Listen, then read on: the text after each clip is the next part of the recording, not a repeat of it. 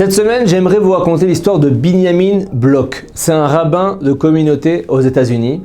Et après avoir pris son premier poste de rabbin, un des membres de la communauté est venu le voir pour lui faire une demande particulière. Il lui dit: Rav, il y a une dame âgée dans notre ville qui n'appartient pas à la communauté.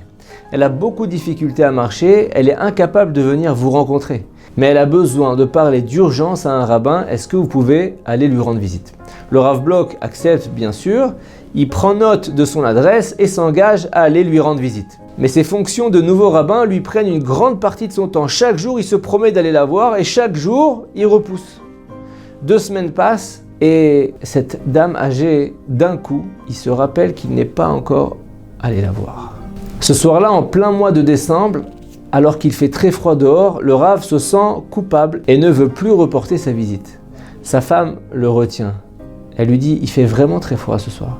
Il fait déjà nuit. Comment est-ce que tu vas trouver l'adresse dans le noir? Tu veux pas attendre demain? Sa femme a sûrement raison. Mais il a trop reporté ce rendez-vous et il sent au fond de son cœur que c'est le moment d'y aller. Le Rav Bloch sort, il cherche la maison dans le froid pendant une bonne vingtaine de minutes et se retrouve enfin devant la bonne maison. Il s'apprête à appuyer sur la sonnette quand la porte de la maison s'ouvre brusquement. Un jeune homme coiffé d'un chapeau s'apprête à sortir et il est coupé dans son élan par le Rav Bloch. Il lui dit: mais qui êtes-vous, je peux vous aider? Le Rav se présente comme le nouveau rabbin de la communauté et lui indique qu'il vient rendre visite à Madame Cohen. Le jeune homme se met subitement à trembler, le Rav Bloch est surpris, il ne comprend pas la réaction. Et après quelques instants, le jeune homme le fait entrer dans le salon et va chercher sa maman. Madame Cohen est très contente que le Rav soit là, elle s'assoit, son fils s'installe à côté d'elle. Le Rav est étonné de le voir rester avec eux alors qu'il paraissait tellement pressé de sortir. Madame Cohen est elle aussi très surprise de voir son fils prendre place à ses côtés. Elle commence à parler, mais elle n'aborde pas le sujet pour lequel elle a demandé la présence du rabbin. On la sent elle aussi assez mal à l'aise. Et la présence de son fils n'arrange pas les choses. Elle s'attend à ce qu'il sorte, mais il n'avait clairement pas l'intention de repartir.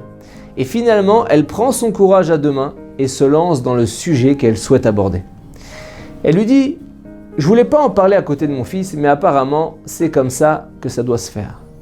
En fait, la raison pour laquelle je dois parler à un rabbin est liée à lui. Vous voyez, je viens d'une famille religieuse, mes parents étaient fiers de leur tradition et vivaient selon la loi juive, mais je crains que cette transmission arrive à sa fin. Vous comprenez, mon fils Jonathan sort avec une fille non juive et apparemment, il parle sérieusement de mariage avec elle et je pourrais pas supporter ça. Et à ce moment-là, son fils se met à pleurer, amèrement, et arrive à peine à trouver sa voix. Entre ses sanglots, on entend « je dois tout dire ». Et cette nuit-là, c'était le soir de Noël. Le Rav n'avait même pas fait attention que c'était Noël, mais ça semblait important pour Jonathan qui pleurait encore et essayait de retrouver sa respiration. Et une fois calmé, il prend la parole et il dit: oui, monsieur le rabbin, je sors avec une femme non juive. Et notre relation devient vraiment sérieuse. Elle fait pression sur moi depuis un bout de temps pour que je me convertisse au christianisme, pour qu'on puisse enfin se marier. Je l'aime et j'ai finalement accepté.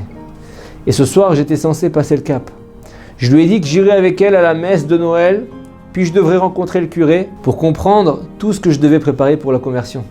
Je savais que ça serait un coup très dur pour ma mère et que je serais probablement plus le bienvenu chez elle. Mais j'ai décidé et j'étais prêt à le faire à tout prix.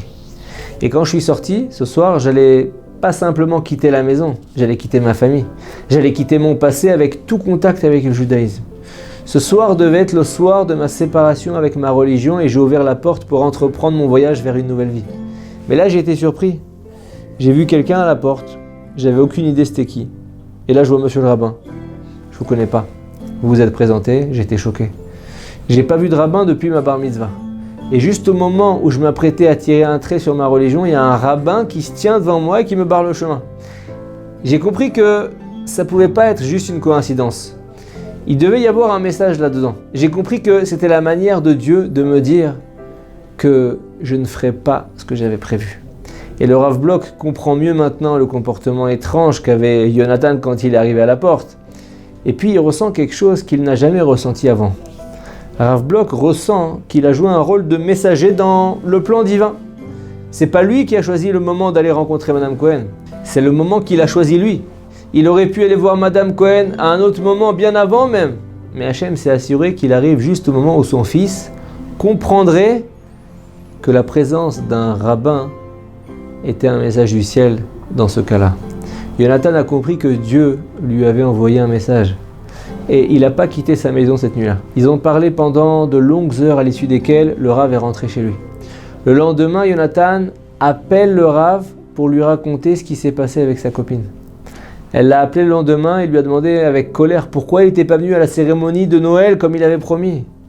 Il l'a mise dans l'embarras devant le curé quand elle a été contrainte d'annuler le rendez-vous. Jonathan a essayé de lui expliquer ce qui s'était passé, mais elle était trop énervée, elle ne voulait pas se calmer.